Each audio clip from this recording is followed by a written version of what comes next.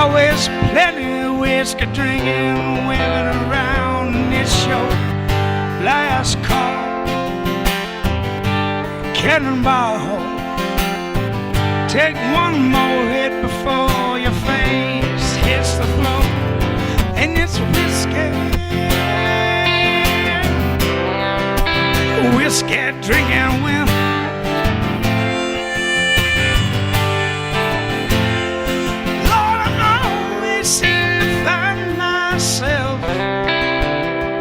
Right there with them.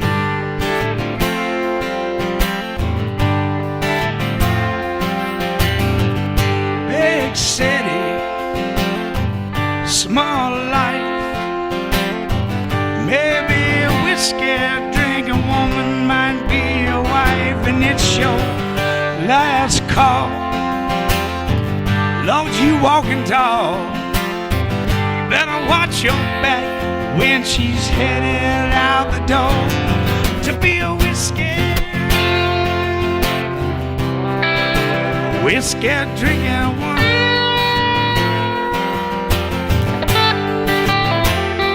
Lord, I can't see him left with, oh, without him.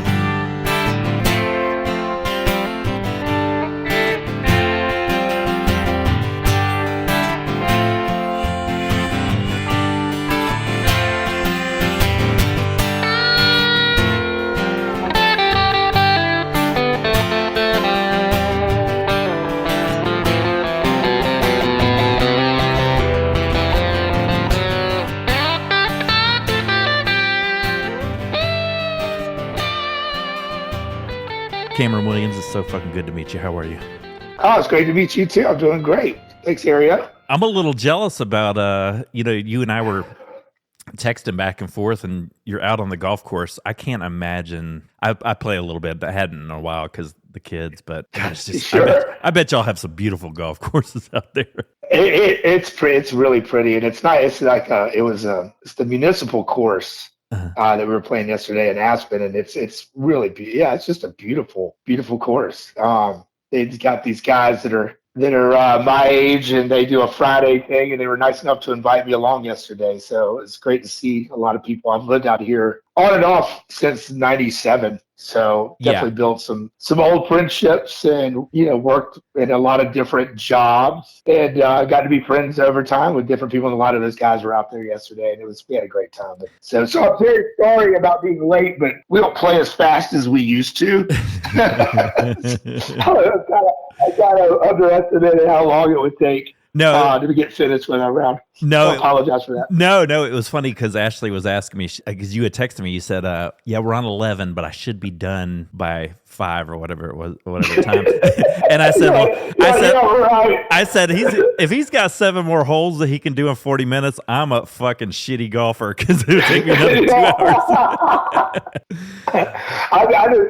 Honestly, the way I love playing golf, but I don't do it. I don't have time to do it enough as much as I'd like to. But I was like, well, I'll just leave whenever that hits, whatever hole we're on. I'll just walk out to the car and we'll chatter during the Sorry, ball, boys. whatever. And my teammate would not have been upset had I left. He carried it the whole time anyway, so it was all good. Yeah. I listened to that interview you did with Blake Dowling, and I was Now, are your folks still in Florida? But my mom. I'm lucky enough. My mom and dad are still around. They've been married. Okay. It's a long time, and they're still in Tallahassee, Florida. Yeah.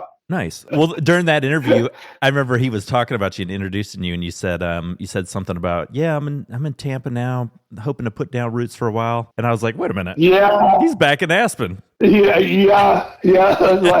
Like things happen. Life is a funny thing, and things kind of kept pulling me this way. And one of my closest friends in life, Randolph Turner, I've actually got a gig with him this evening at a Home Team BBQ out here in Aspen. Yes.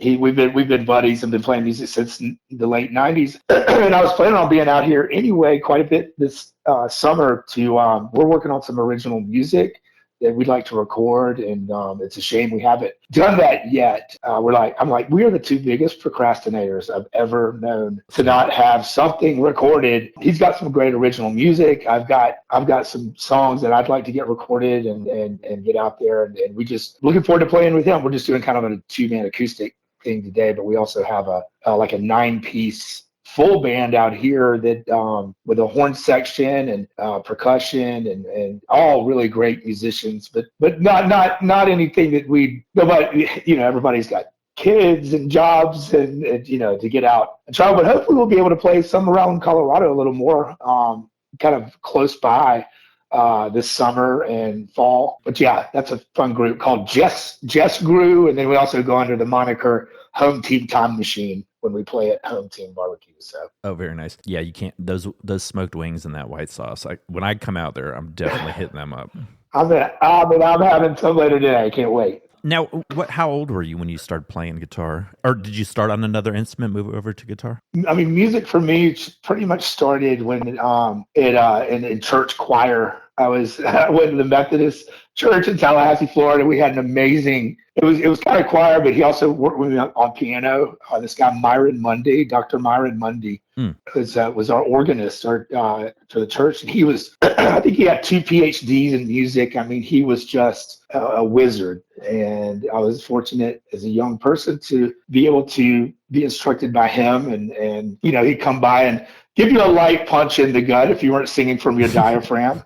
And no abuse kind of thing, but he was a great person, and like I started it, and then and I did a little piano, and I wish I had, of course, parents were like, you should do more piano, and you're going to regret not doing piano later in life, and I do. They were correct again.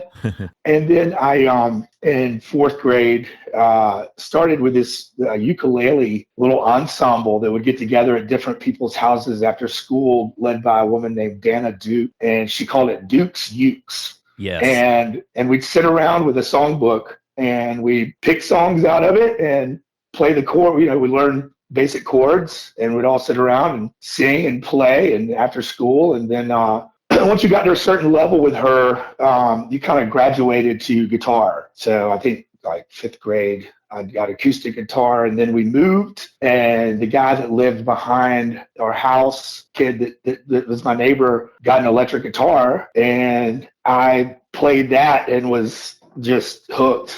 And and I was like, oh, I want to do that. So that's when we started putting bands together, like in 6th, 7th grade. And that would have been around the time when I started playing with the drummer from a band I was in, the first, not real band, but band that we actually toured and everything in college, called Black Creek Band. Yeah. And that was Richard Proctor was our drummer. And he took lessons back then from Butch Trucks, from the Allman Brothers, because he was living in Tallahassee. We actually, unbeknownst to us, because we knew it, but it didn't have the gravitas that it has now, that we actually had the Ludwig drum kit that Butch played at Fillmore East. Oh, wow. He loaned that to Richard to play with our little high school band that were playing high school gyms and church dances and birthday parties. And, anyway, yeah, that's kind of how it all started for me. Do you remember for music? When you were in and around Athens, do you remember that band? Do you remember that band called Moonshine Still? Did you ever hear of those guys? Oh yeah, love those guys. So yeah, they're absolutely. I think they're putting together another, like, a reunion show. But I think didn't they get picked up by Butch Trucks at one point? They did. He had that band Frog Wings, and I think he had a label under the same name, if I'm not mistaken. Or okay, it was them, and our bass player Chuck played in a band. Oh my God, I can't remember the name. And they got picked up as well. Yeah, by Butch's. I know Chuck Thomas. He was he was a roommate. I haven't seen him. I feel terrible. What was their band called? I can't. I remembered it. Was it Blue String? Blue String. That's it. I knew it was Blue String. Yes, Blue String. Yes. job. It just popped in my head. Yeah. Perfect. That guy. Sorry, Chuck. Yeah, sorry about guys. that, man. They were. I haven't heard anything out of Clay for a long time, but that guy wrote some really cool songs too. He was a good performer. He did. But they were Moonshine Still is a great band. In fact, Scott Bastion was in that band, and we just played together, and he sang Trashy with Bloodkin in December at their show at the 40 Watt. Okay.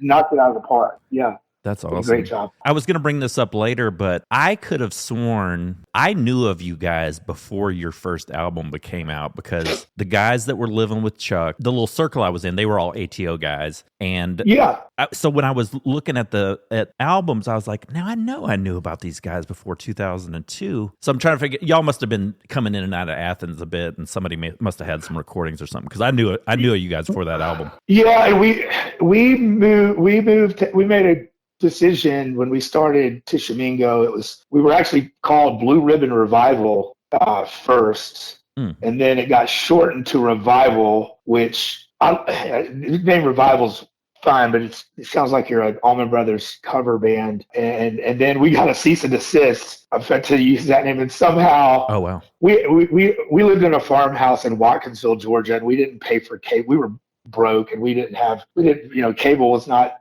affordable. Yeah. So we had like a DVD and a VCR player with tapes and DVDs, and one of the DVDs was Oh Brother Where Art Thou. Yes. And so we watched that all the time, and somehow, when you're searching for a band name, and Tishamingo got put on the list. and not a process of elimination, it ended up like the last thing on the list, the last crossed out one thing on the list, and so it's probably the least marketable name you could ever make. But anyway, but that's where we got that name from, when they went to the Crossroads and picked up Tommy Johnson and went to Tishamingo to record in the can. Now, I know Panic was you and I both have that disease. When was the first time you saw Panic play? Do you remember? No, I do. It was actually, we were kind of starting out Black Creek. It was after I graduated from high school in 1992, and they played at the Moon in Tallahassee. Yes. I don't remember the exact date, but it was that summer, because we all moved out and were living and working in Tallahassee, and we would go to our little rehearsal space every night after work and play music. And Richard, our drummer, went to Macaulay boarding school, where he got turned on to them, in the late 80s, early 90s, and would send mixtapes of all these bands that he was introduced to being at boarding school. I mean, back then that was such a breeding ground for new music. But that's where we got introduced to to Widespread, to All Good, Blues Traveler, a little later Dave Matthews Band, and it was all from these live tapes that got passed around, and and all these, and then we started playing with some of the bands like All Good. They were a huge influence to us. They were doing, that's what we wanted to do, that kind of music. And so when you guys put together your self-titled first album, Tishamingo, you did that with John Keane out at John Keane Studios. Was that we did? How weird was that to kind of come full circle and then work with that guy? And then, what was that experience like working with somebody that had just worked with some prolific acts?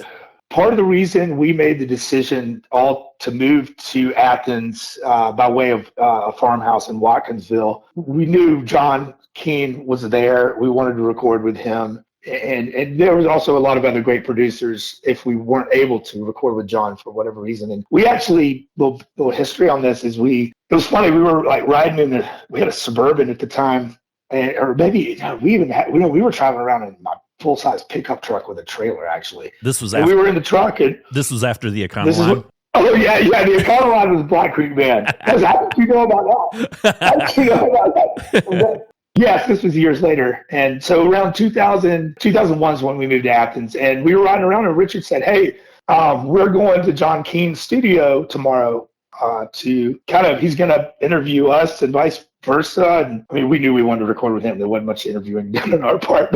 But how did you get in touch with him? And Richard goes, I looked in the phone book and called him. And we're like, whoa, what a novel idea. And so we went in we brought in some of our live stuff, and I think Richard had already sent it to him.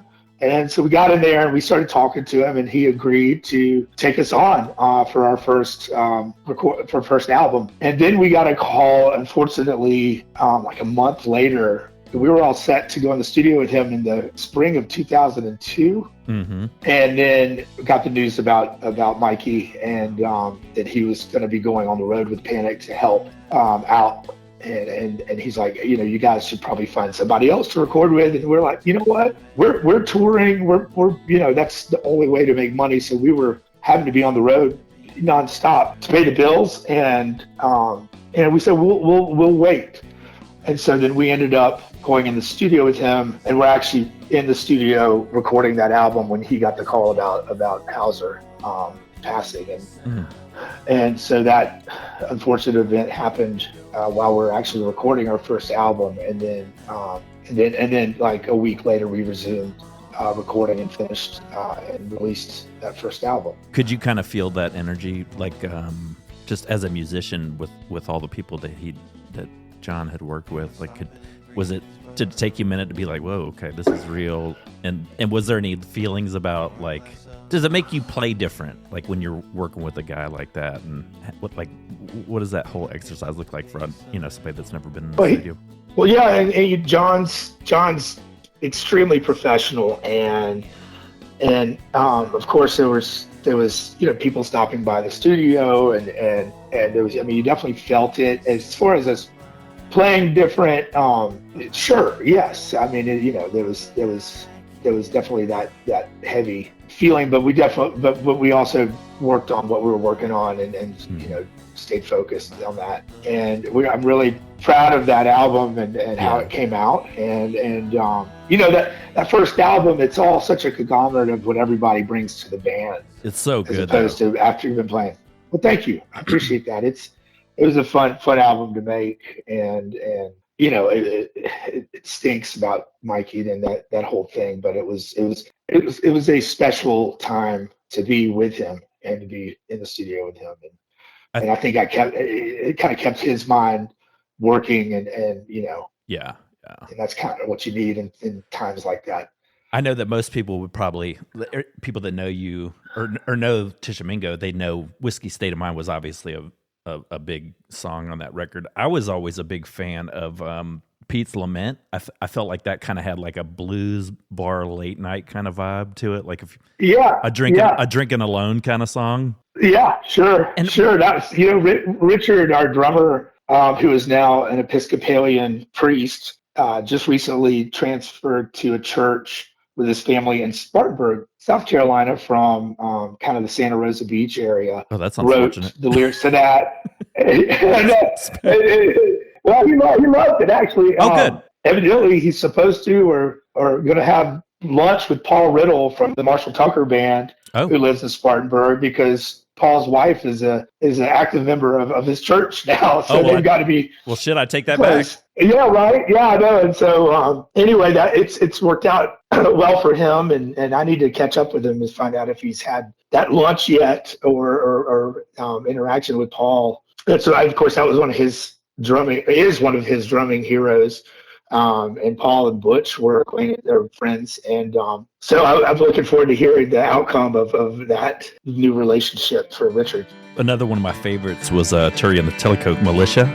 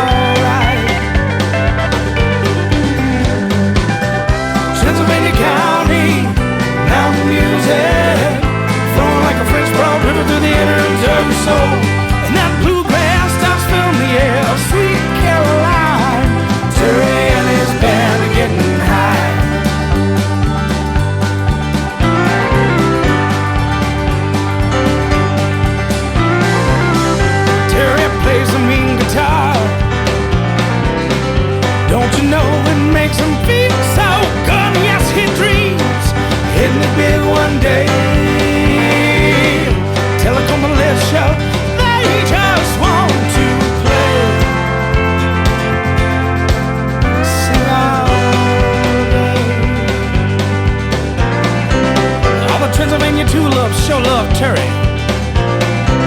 They say, writing me pretty little songs. He says, girls, don't you know the rules? You gotta break my heart if you want me to write a song for you. It's always been true. Pennsylvania County, mountain music, flowing like a French broad river to the edge of your soul. And that bluegrass does fill the air, sweet Caroline, Terry and his band are getting high.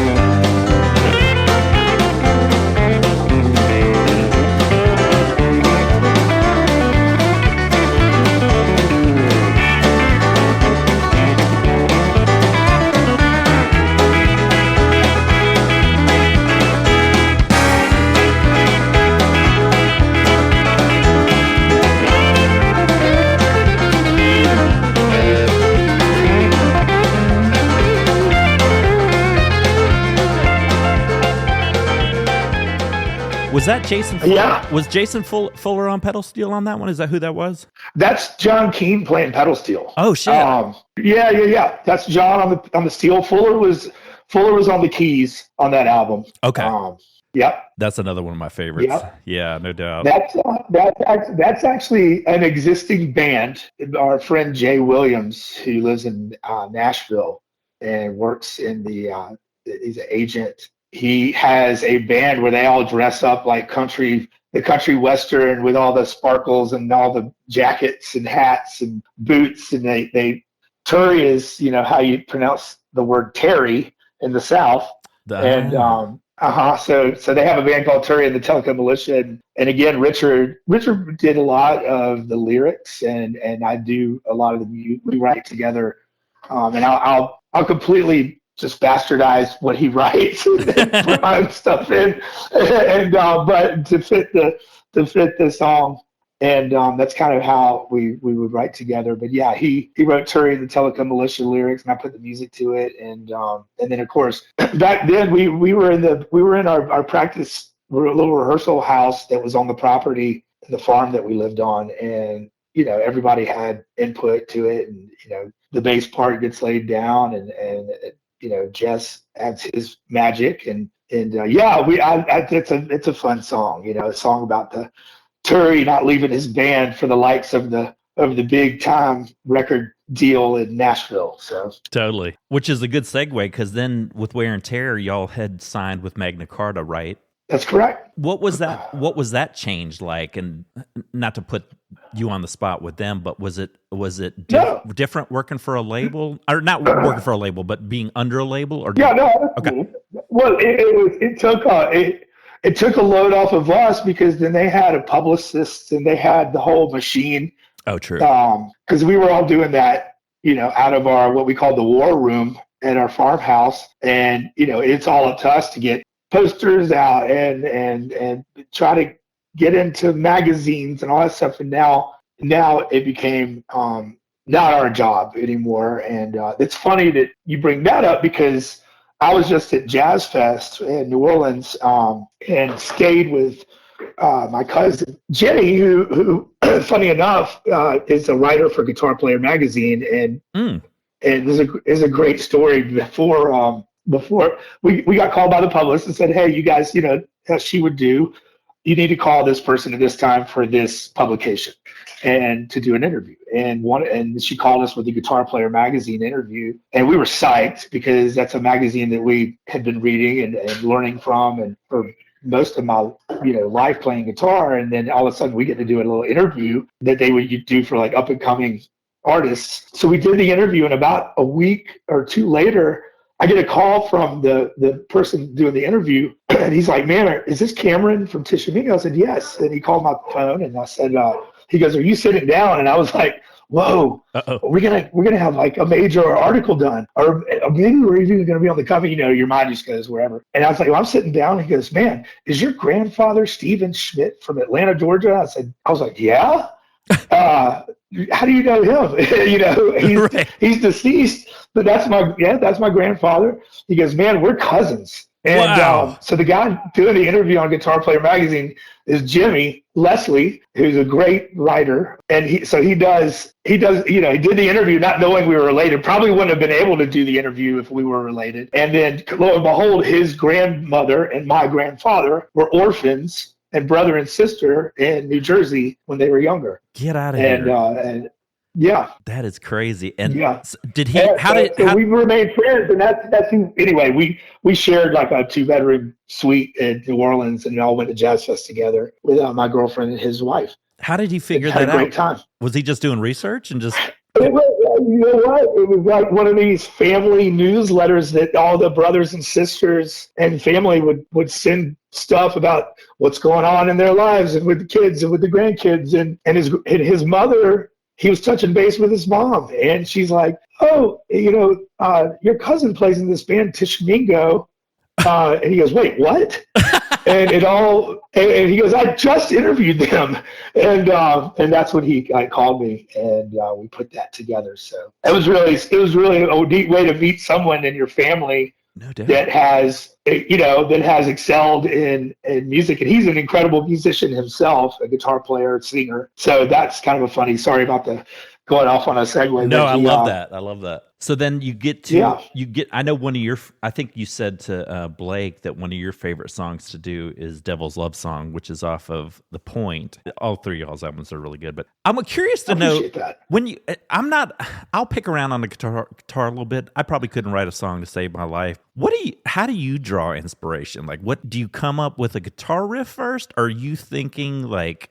Are you writing stuff down and then put music to it? Like, what's your songwriting process look like? Both, and I need to be more disciplined, as I think a lot of musicians and songwriters would tell you. But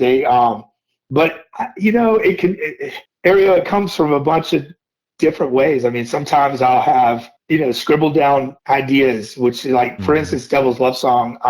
The lyrics came first to that and sat by my bed for probably over a year. And then finally I grabbed them and, I knew it should be kind of a darker sounding song and have kind of that True Blood kind of eerie sound. And it just kind of came out of that. Yeah. So that's cool. The lyric worked on that and then the music and then, but a lot of times with me, the music kind of comes first and then I put the lyrics to the music. But it just depends. They come all ways. Yeah. You said earlier that I went to high school out in the last 3 years of high school. I went to Oconee County, so I know that area well. You guys were kind of living off of ramen noodles and scraping by as most musicians do. But how much do you think that? I don't want to use the word struggle, but living with tight margins. Like, do you think that inspires you to write? Yeah. Okay. Oh yeah. And it makes you hungry. Yeah. Like literally and figuratively. No, we definitely never went hungry. It makes you want to work more to get to a certain level, and we were a hardworking band. I mean, we'd be in that rehearsal space every day when we weren't traveling. For sure. And then being on the road makes it harder and you have to be more disciplined. I think towards the end of Tishamingo is when we all moved into our different places. And when we got off the road, I think that got less and less. And people always say, what would you do different with Tishamingo? I think, the problem is being able to afford this luxury. I was like, I would have written more and been in the studio more with the band and on the road a little less. But that's tough to do when you're having to pay, payroll and all the expenses that come with life. And I did chat with a couple birdies before we got on the phone, so I want to throw some random stuff out there, get your perspective. let's do it. One of the little birdies told me that Eric Carter lived with you for a little while. That's true. And I was which lends me to believe that you probably had an opportunity to meet Danny too. I have always contended if somebody was putting together a competition of powerhouse duos that write songs and perform together, that's like who I'm putting in. But like, were you in sure. Yeah, just fucking incredible. For sure. Yeah. No, Eric, so I had a 3-bedroom, 3-bathroom house in Forest Heights in Athens, Georgia that I bought after moving out of the farmhouse. Kind of the idea of that to be able to afford the house was I rented out 2 of the rooms, and we were on the road a lot at that point. And so I was rarely home. So Eric and his ex Anna were in one of the rooms. And yeah, he was at the house. Danny would come over quite a bit. And they'd sit, he'd just be hanging out, and he'd always have his notebook with him on his lap, just writing stuff down. And I wish, you always like, I wish I'd done this. I wish I'd done that. Oh yeah. But I do wish I had, realized even more at the time. I've always been a Bloodkin fan and loved their songs and loved Danny's writing and Eric's playing. And you would have thought that Eric and I would have sat around and played guitar more, but unfortunately we didn't. I think I played more with him recently than we did when we lived together.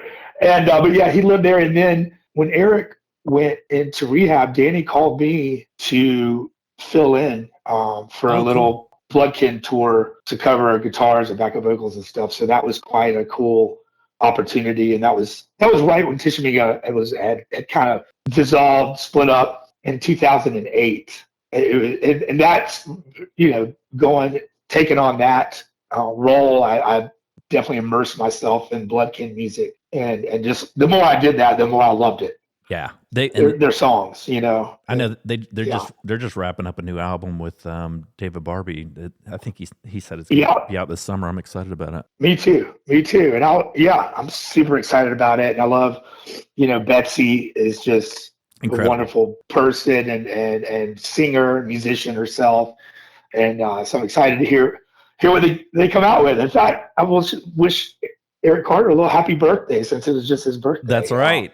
Happy birthday, Eric. Yeah. Another little bird. I was talking to that one bird, and this other bird flew down and said, ask him about selling me that trailer that he left a bunch of stuff in. Do you remember that? Oh my God. Oh yeah. Well, after Tishamingo split up, I was made the decision to move again back to Colorado. So I was in a flurry of getting my house, like all the stuff. I'd had renters there for years, and so stuff got left behind. So I was using our Tishamingo trailer. And at this point, we were kind of selling off stuff and winding that down. But we still had the trailer. So I was using that trailer to take stuff to the dump for my house and take, whatever different people. And so we sold the trailer to Outformation, who we were friends with and had toured with. And they were going on tour like the next day. They were leaving that morning. So I drove over to Atlanta that evening. I dropped the trailer at Lee's house, I believe. And I got a call the next morning from Sam. And he's like, and we would always do like little pranks on each other when we were on the road and stuff like that. And Sam called me, and he was not happy. And he said, "Hey man, this really isn't funny." And I had no idea what he was talking about. I was like, "What?" He's like, "It's just not funny. Like we're like trying to go on the road, and this trailer's just full of shit." And I was like, "Oh my God!" I didn't even look in the trailer. I forgot to go to the dump and unload. A trailer full of like garbage, wood and old TVs and garbage and it was just packed, old bicycles that were just, and everything. And I was like, oh no. I was like, dude, I did not do this on purpose. I will be right over and riveting this. And luckily I was still in Atlanta that morning. So I drove over to Sam's or to Lee's, grabbed a trailer, tried to find somewhere I could to take all this stuff out of the trailer. And anyway, I still feel bad about that, but it's a funny story. And it was not a prank. I would never do that to another working band. It's hard enough. They show up all tired. It's in the morning and they're about ready to go on some little tour that they're doing, and then open the trailer and there's just all this shit sitting there. So yeah, that's that story. That's funny. And, and you guys, I love what you guys do together, operating under the name Scam. You and Sam. Yeah. It's so fun. He's got a way of playing that Telecaster while you're strumming your six string, and it's a really cool. I don't say partnership. It's a cool duo, I guess I should say. Y'all have done. Yeah. I think you recently didn't you play the Moontime Market when Panic was in town? We did. We did that New Year's Eve day. It was a beautiful day. It was so much fun. Laurie with Drifter Merch, these guys just did a great job with that. And that was so fun. Yeah. And anytime we get to play together, it's a treat. In fact, I'll give you some little breaking news. That I just got a text this morning. We've been asked to play on September 26th. We're putting together the Scam All-Stars. And we're playing for the 20th anniversary of Home Team BBQ in Charleston at the refinery. Oh, shit. I'm going to have to come to that. And so it's going to be the main band is Jason Fuller on keys, Sonny Ortiz percussion, Spivey from Tishamingo, Richard from Tishamingo. Who else do we have on this? And then of course, Eric Martinez is coming in. Oh shit! To play with us. And then Jason. I said Jason, and then Sam. Let me see who else we got. Well, of course Sam. Yeah. But the headliner, they've been searching for a headliner for that, and the headliner is going to be Paul Cauthen. Oh shit! Are you serious? Yeah. Wow. So yeah. And then Randolph, who I play with out here, is been asked to come make a guest appearance. Winfield's going to come play with us, and well, that's a bunch of killers as is. That's going to be awesome. I'm looking so forward to that. And they're giving us a 2-hour slot, so we got a lot of guests coming to play with the band, and we definitely will do. Hopefully, it'll be pretty Marshall Tucker heavy because Sam has been really, really wanting to play with Richard. Mm-hmm. And as I said, Paul Riddle's a huge influence of Richard's, and of course, Toy Caldwell is a huge influence of Sam, for Sam. So we'll be doing that. We'll be doing a bunch of Mikey songs. We'll be doing some original stuff, and and we'll be doing a lot of songs that we do with the Scam project and the duo. Have y'all for that? Did y'all release your stuff on vinyl, or was that too early? We have not released anything on vinyl, but that's certainly in the looking ahead. I would love to have the albums. Yeah. On vinyl for sure. It's funny how that medium has resurged, isn't it? Yeah, it's great. Well, I hate to ask you to tell a story before I let you go. I'm dying to hear this story again. Okay. Tell me about Beck playing in Athens and you getting the call about that. Would you mind telling that story again?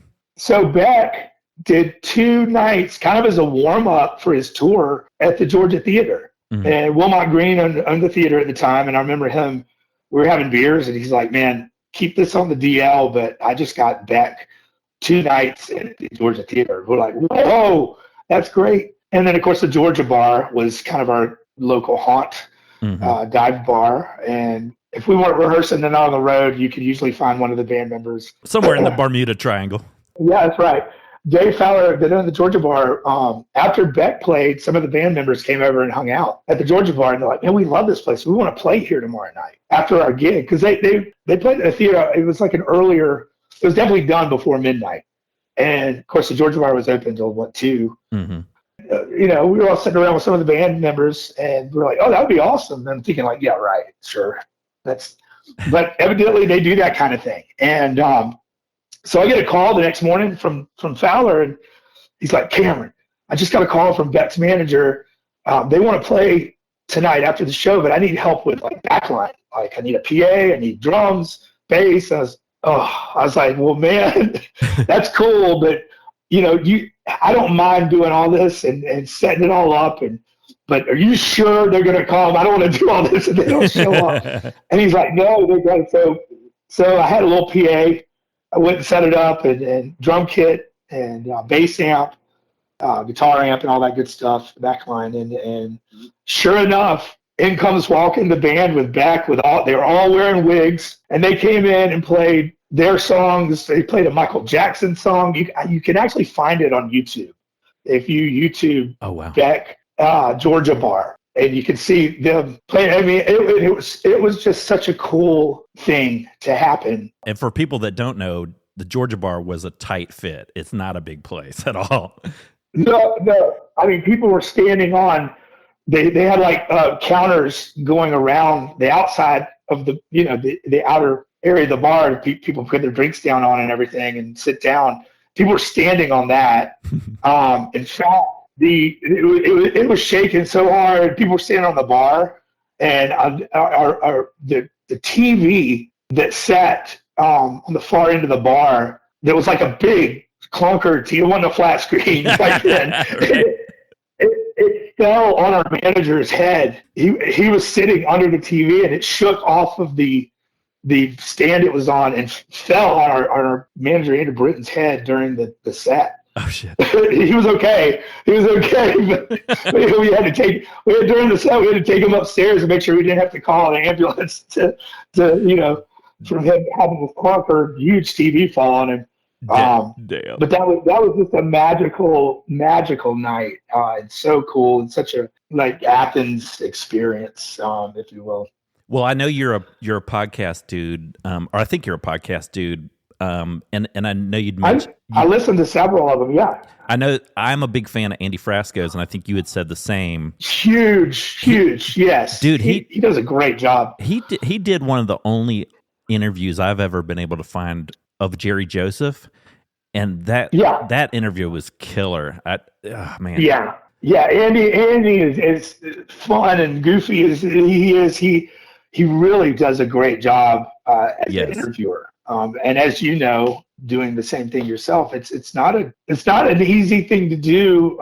And he really asks very smart questions, and he just does a great job and makes it really about. He knows his history. He knows about the musician's history. A lot of times he knows them personally, of course, just from playing on festivals and jam cruises and making relationships with these different musicians, and does a great job. Well, how can people find you on social media? What are your handles and all that good stuff? My personal Instagram is Cubby1Kenobi. Don't ask. I don't know. It probably should change that, but and you can just look it up under Cameron Williams. Tishamingo has a Instagram, Facebook page, and and Scam. The little that we do, hopefully, would be more in the future. We have a page as well, and, nice. And that's pretty much Instagram and Facebook is probably the best way to find that stuff, and on YouTube. Are you doing Montana again this month or June? I am so excited, and I was talking to Martinez about that, and really looking. I'm playing on the Thursday of that, and looking forward. It's so beautiful up there, and such a great event. And looking forward to doing that. What other dates you got coming up that people can check their area for? I am playing some bigger stuff that I'm doing. I'm looking forward to playing. I just got asked to play with the Tom Petty show with the Sun Dogs, and they have a ton of great Atlanta musicians at the Variety Playhouse. I believe that's August 15th in Atlanta. I'll be playing around here in the Roaring Fork Valley near Aspen quite a bit this summer. So you just have to look out for the dates on that on social media. And then, of course, the September 26th date for the Home Team, for the 20th anniversary of Home Team. Mm-hmm. And Montana, and then I'll probably book some stuff around that. But I'll mostly be playing here in the Valley because I'll be working on music with Randolph this summer.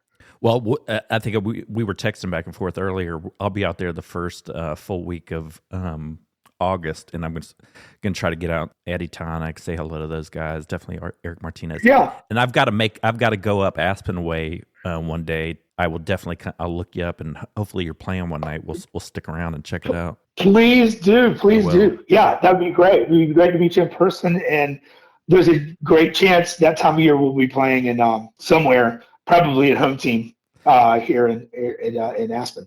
Well, anybody that hasn't listened to Tishamingo, which I assume if you're listening to this podcast, you probably have, but if you haven't, go look them up on Spotify, Apple. 3 classic albums that were the soundtrack, a part of my Athens experience for sure. So, Cameron, it's so good to meet you, man. I can't wait to see you guys. Ario, I really appreciate the time, Ario, and it's been fun talking with you.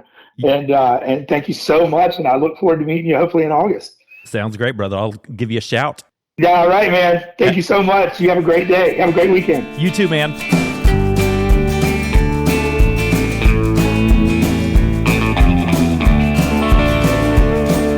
The devil loves your angel. What are we to do? The devil loves your angel. It ain't nothing new. The devil loves your angel, you can't take that away.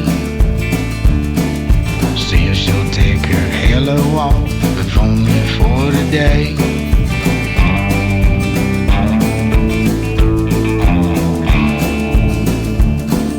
My devil loves your angel, and I think she likes him too. And it's not unnatural to try something new.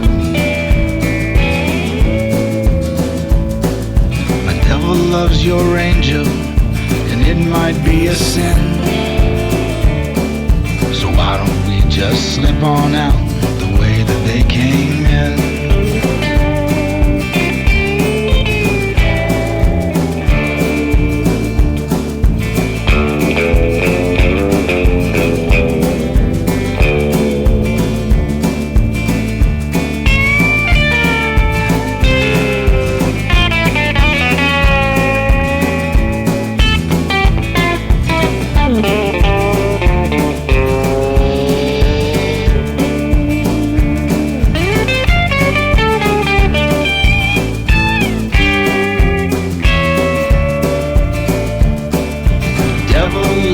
Fire turns into smoke. Smoke goes to the heavens, so the angels get a tow. The devil loves your angel, that's a natural fact. The devil loves your angel, won't you bring that woman back? Let them all just run away, do what they will do. I know that I'll be fine right here, 'cause I'm in love with you.